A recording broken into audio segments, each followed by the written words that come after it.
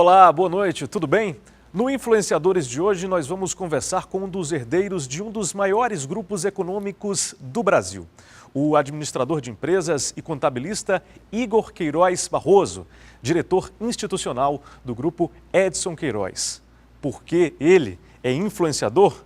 Você vai ver daqui a pouco, aqui na TVC.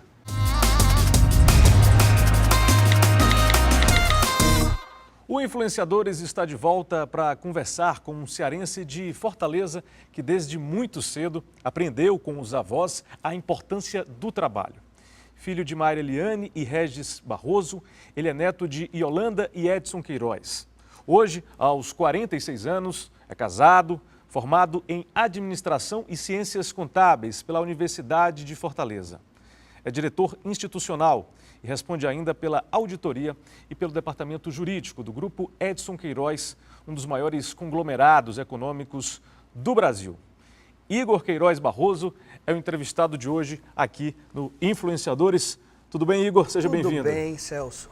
Como é que você está? Seja bem-vindo. Você está completando aí 20 anos de dedicação ao Grupo Edson Queiroz, mas o que poucas pessoas sabem é que você é o primeiro dos 15 netos do industrial Edson Queiroz. E muita gente se pergunta, mas o que o Igor tem do Edson? Bom, além do Grupo Edson Queiroz, eu tenho também minhas empresas e tenho uma preocupação social também. Como é que o Igor se parece com o Edson? O que ele herdou de características pessoais do Edson Queiroz? Eu diria que uma inquieta preocupação com a sociedade, mas com a capacidade do desenvolvimento econômico e da importância que isso traz para a sociedade. E vocês dois estudaram contabilidade, né? Algo em comum entre avô e neto. Ele estudou contabilidade também. E como é que esse curso agregou na sua carreira? Porque a contabilidade ensina você a entender de forma clara os números do negócio. Todo negócio, à medida que ele se movimenta, né, que você vende, que você compra, que você produz, ele vai gerando números. E esses números são registrados pela contabilidade. Através da contabilidade, conhecendo contabilidade, é que você percebe se a empresa está bem ou não, se ela está saudável ou não. E da dona Yolanda Queiroz, o que o Igor herdou? O Igor herdou a simpatia, primeiro. Quem quiser bater foto comigo, eu bato. Eu estou sempre de bom humor. E sempre educado, sempre pontual. Yolanda era sempre pontual. Uma das primeiras a chegar, sempre antecipada, nunca estressada, sempre tranquila. Você lembra de boas histórias com a dona Yolanda? O que te dá mais saudade hoje, Igor? Olha, a gente ia para o cinema juntos, né? Como é que vocês iam para o cinema? Eu tinha um bug azul que era do papai, e eu dirigia esse bug azul e ela ia segurando o cabelo dela, assim para não esvoaçar, e nós íamos lá para o cinema no centro da cidade. Ou seja, quem está em casa nem imagina. Isso é uma época antes dos cinemas nos shopping centers. A gente te vê falando com muita alegria dos teus avós, né? Como é que é essa alegria da dona Yolanda, do seu Edson? Essa alegria sempre foi uma marca da família, sempre teve muito presente nos negócios também da família? Olha, o Edson foi um homem vencedor na vida. Então, todo homem vencedor, ele celebra isso. São os empresários de primeira geração. Se você conhecer gente hoje como Deusmar Queiroz, ele celebra a vida, sempre de bom humor. E Edson era sempre assim com Yolanda. Agora, a morte súbita dele foi um abalo para a família. Ainda assim, a família conseguiu se superar. Você só Isso tinha é um 10 valor anos enorme. nessa época? Eu tinha 10 anos, Lembra bem dessa época difícil para a família? Lembro, mas veja, Celso, eu não tinha contato assim como eu teria hoje se Edson Queiroz fosse vivo. Que hoje, com 46 anos de idade, você é capaz de se inteirar de quem é outra pessoa. Quem é Celso? E você consegue perceber. Com 20 anos, você ainda não consegue perceber o outro ser humano inteiramente. Isso vem com a maturidade da vida. E como é que essa alegria, esse entusiasmo, na tua visão, transformou, na época, uma distribuidora de gás em várias outras empresas. O que você lembra, o que você guarda especificamente do nascimento do Grupo Edson Queiroz, Igor? Veja, havia uma preocupação do Edson que a Petrobras retomasse o negócio. E, ao mesmo tempo, para fazer o negócio, ele teve que criar a Esmaltec. Mas, por conta do risco de perder o negócio que ele avaliava, ele criou a Indaiá, um sistema de distribuição parecido. Se você vê até o garrafão da Indaiá, você pode dizer que ele tem relação com o P13 do gás. Mas o gás cresceu, existia Norte Gás Butano e hoje é Nacional Gás Butano. O país inteiro. É o país inteiro que conhece Nacional Gás Butano. A Indaiá é número 1 no Brasil. A Esmaltec virou número 1 de fogão e número 1 de bebedouro no Brasil. Ou seja, eu digo que, apesar daquela conversa de pai rico, filho nobre, neto pobre, isso pode ser revertido. Essa maldição da empresa familiar pode ser ressignificada. E isso aconteceu no Grupo Edson Queiroz. Eu era para ser um neto pobre, e não sou. Por quê? Porque a segunda geração, na pessoa do chanceler Ayrton Queiroz, fez o trabalho para que o grupo se expandisse. Como é que foi a tua entrada no Grupo Edson Queiroz?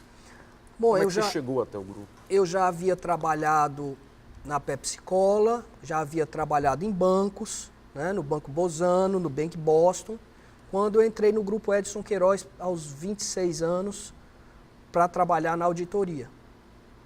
Quem te convidou para entrar no grupo? O próprio Ayrton. O próprio Ayrton. E a história é engraçada porque ele disse que eu ia trabalhar na auditoria e eu queria trabalhar na auditoria, era uma área que chamava minha atenção, mas ele disse que eu tinha que trabalhar de graça. De graça? É, porque eu era da família e que a mãe era rica e que eu tinha que trabalhar de graça. E o primeiro mês eu trabalhei de graça. Qual foi a tua reação na época? Quando você quer uma coisa, Celso, você vai atrás, independente de ser para trabalhar de graça.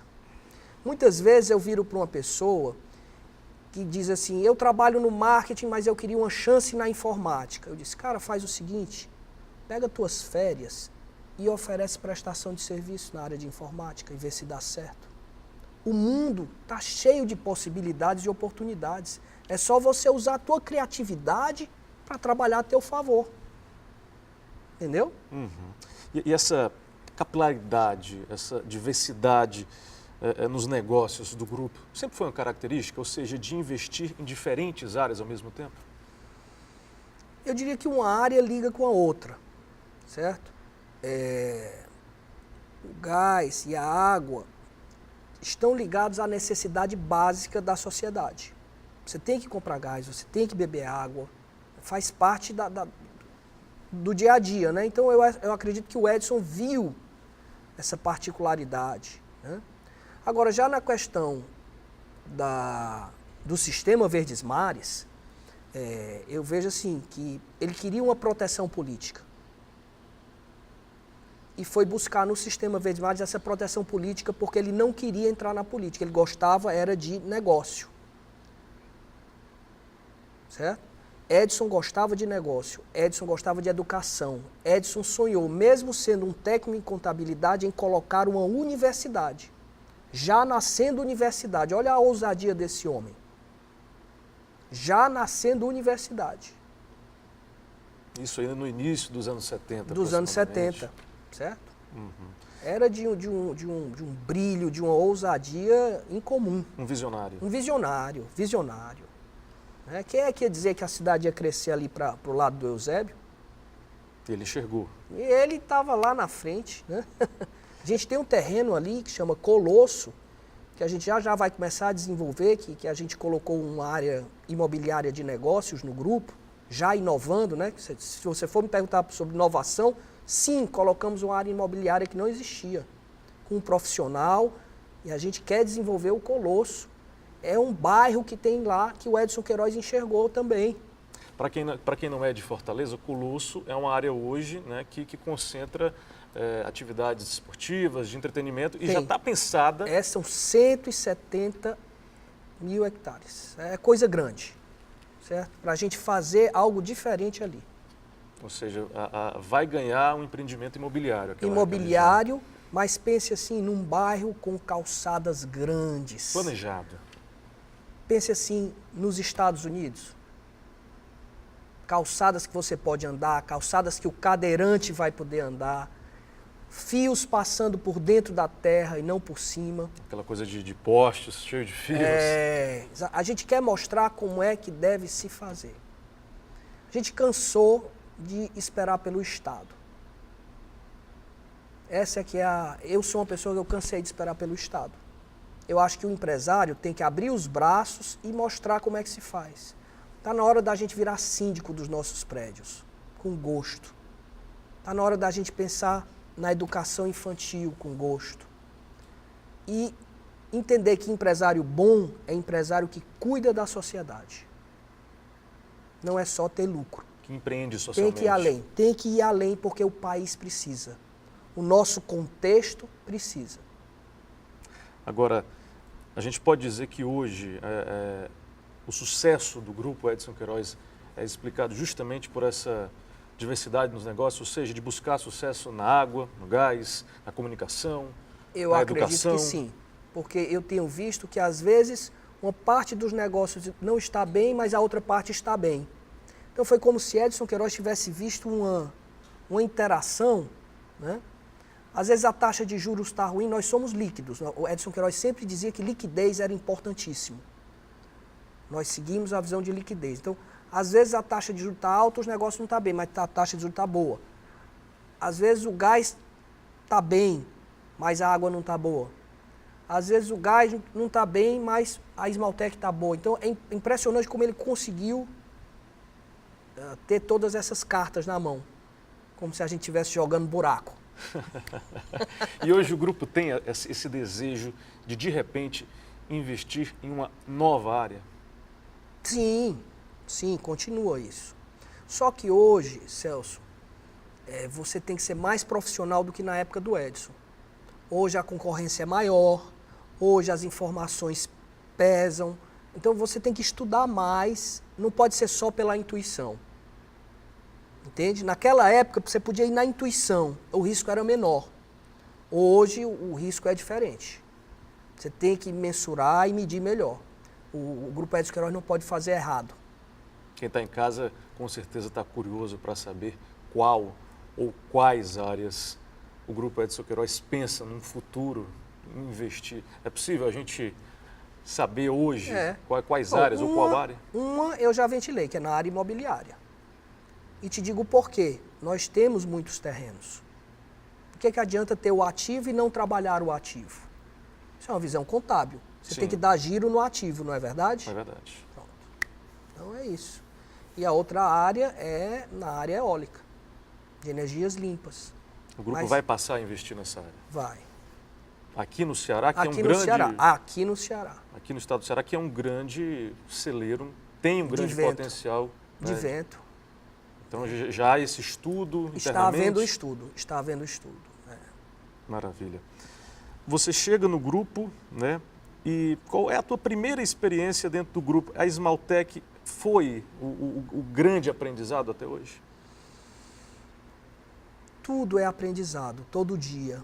Não tem uma coisa só que é o aprendizado. O momento da auditoria foi importantíssimo. Primeiro momento da Esmaltec foi também. Depois o Sistema Verdes Mares foi muito importante para mim.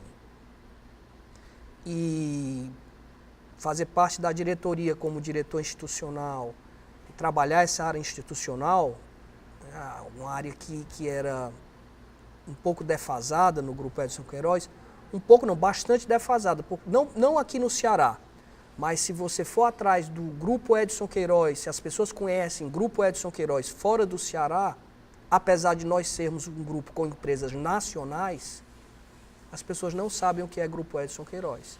Então, o institucional veio para fazer face a esse desafio. É a área mais nova do grupo, né? É a área mais nova do grupo. E já se percebe resultados? Já. Nós já saímos na revista Exame com a Esmaltec. certo? Onde é que você via Grupo Edson Queiroz na revista Exame? É verdade. Né? Nós estamos... Eu fiz uma palestra no IBEF sobre Esmaltec, no evento do IBEF na Livraria Cultura. Isso é dar espaço, é mostrar a empresa para a sociedade. Nós estamos conversando com Igor Queiroz Barroso, diretor institucional do Grupo Edson Queiroz, e voltamos daqui a pouco, aqui no Influenciadores.